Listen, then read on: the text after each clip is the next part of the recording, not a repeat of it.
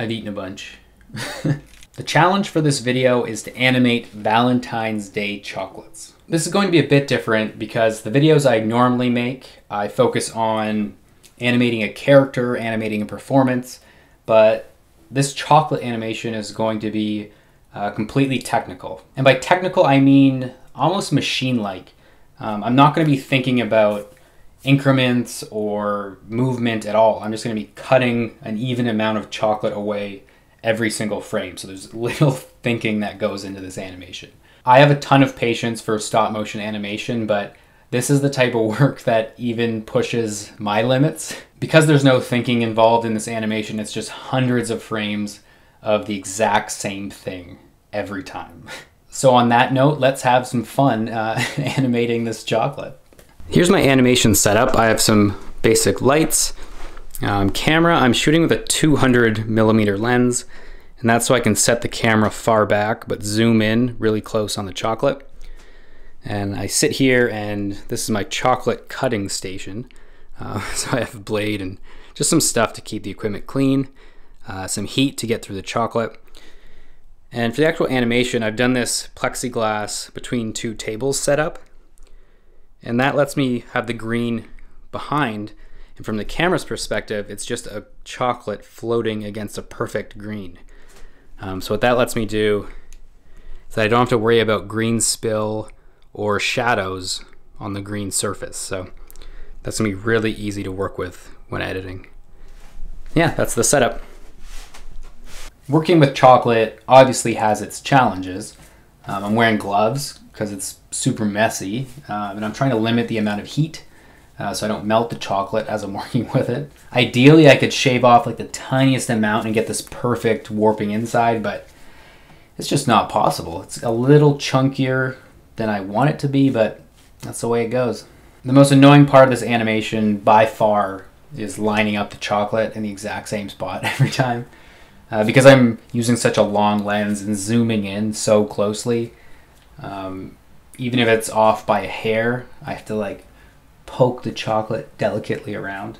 And that gets more and more difficult as I start melting it with my hands, because it's like the chocolate will stick to the glove and I'll pull it around and mess it up. So yeah, it's just tedious work.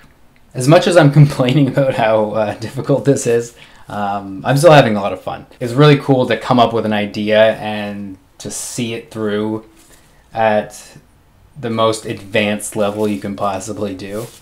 I love the problem-solving aspect of stop motion. You know, I often hear, oh, you must have so much patience to be a stop-motion animator. But I don't see it that way. I love solving problems, and I like puzzles, and that's how I see stop motion. To me, it doesn't take patience to do this. It takes a desire to want to solve problems. Every frame is a problem that needs to be solved. So it's tedious, but in the best possible way, and I love it.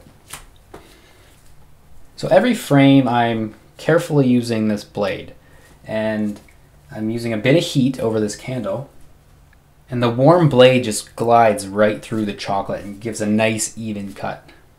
That way I'm not like smushing the chocolate, and it's holding its shape.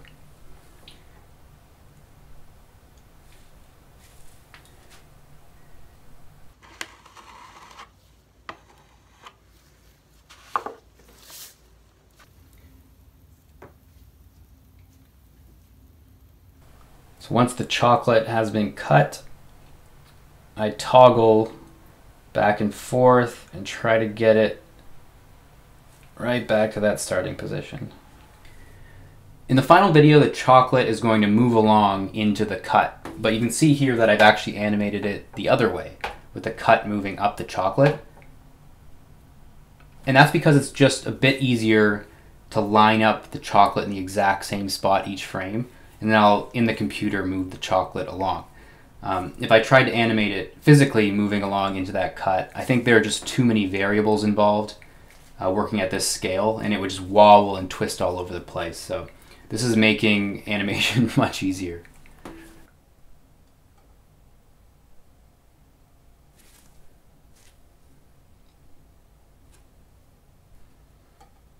I found that getting through the majority of each chocolate hasn't been that difficult.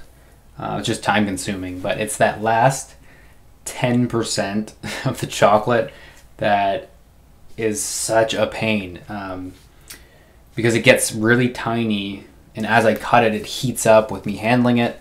So by the end, yeah, it's just a messy blob of melted chocolate that I'm trying to animate. And it's extremely difficult to handle that last bit of chocolate because it'll stick to my finger with the glove, it'll stick to the blade of the knife. So it's just this balance of trying to perfectly maneuver it into the right spot.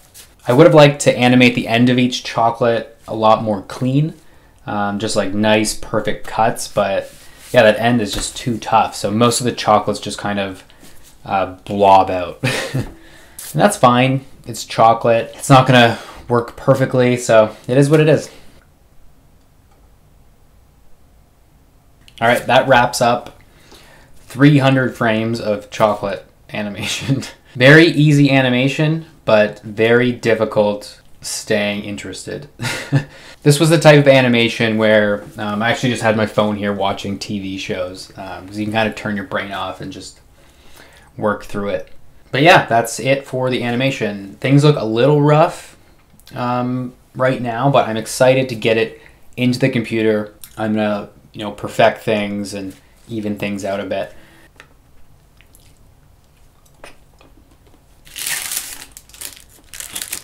I always like to record my own sound effects, and for this animation I want some really satisfying, almost relaxing sound effects, so I'm going to get some various dry and wet foods rubbing and crunching.